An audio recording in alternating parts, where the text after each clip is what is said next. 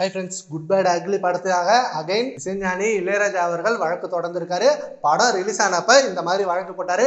என்னோட பாடல்களை அனுமதியின்றி குட் பேட் அக்லி படத்துல போட்டிருக்காங்க, என்கிட்ட அனுமதி கேட்டிருக்கணும், இது கேட்காம போட்டதுனால நான் 5 கோடி நஷ்ட ஈடு கேட்கறேன், அப்படி கொடுக்க முடியலன்னா பாடலை நீக்குங்க, நான் வழக்கு போடுறேன் அப்படின்ற மாதிரி சொல்லியிருந்தாங்க.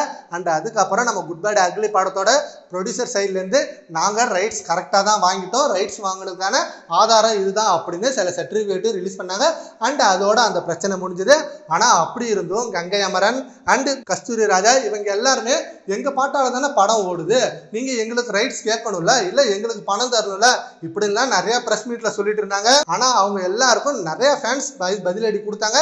இது எப்படி நீங்க சொல்றது சாத்தியமா இருக்கும்? படம் போட்டு முடிக்கிறப்ப நீங்க காசு வாங்கிட்டு தானே பாட்டு போடுறீங்க, அப்ப அது ப்ரொடியூசர் கிட்ட தானே ரைட்ஸ் வாங்க முடியும், உங்கள்கிட்ட எப்படி ரைட்ஸ் வாங்க முடியும்? இளையராஜா இப்ப ரீசெண்ட் டைம்ஸ்ல நிறைய படங்களுக்கு இந்த மாதிரி ரைட்ஸ் கேட்டுட்டு இருக்காரு.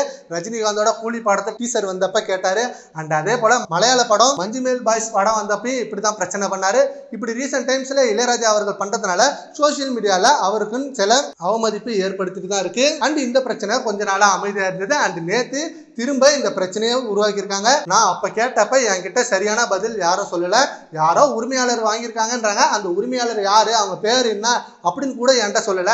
அதனால நான் திரும்ப இந்த கேஸ் போடுறேன் அப்படின்னு சொல்லி திரும்ப அந்த கேஸ் போட்டிருக்காங்க. அதனால அஜித் ரசிகர்களுக்கு ரொம்ப வெறுப்பா தான் வந்திருக்கு. பேட் அக்லி படத்துல அந்த பாடல்கள் யூஸ் பண்ணது உண்மைதான், ஆனா யூஸ் பண்ணப்ப அதுக்கான ரைட்ஸை கரெக்டா தான் வாங்கியிருக்காங்க.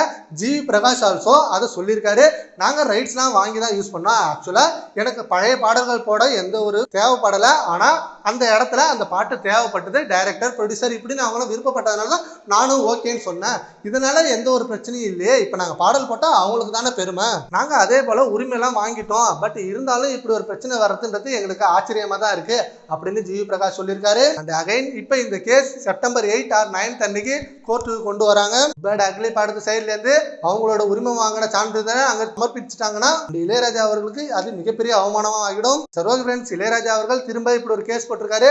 இப்ப சோசியல் மீடியால அதுதான் ரொம்ப ட்ரெண்டிங்கா போயிட்டு இருக்கு. அதை பத்தி உங்க ஒப்பீனியனை கமெண்ட் பாக்ஸ்ல கமெண்ட் பண்ணுங்க. Thank you friends.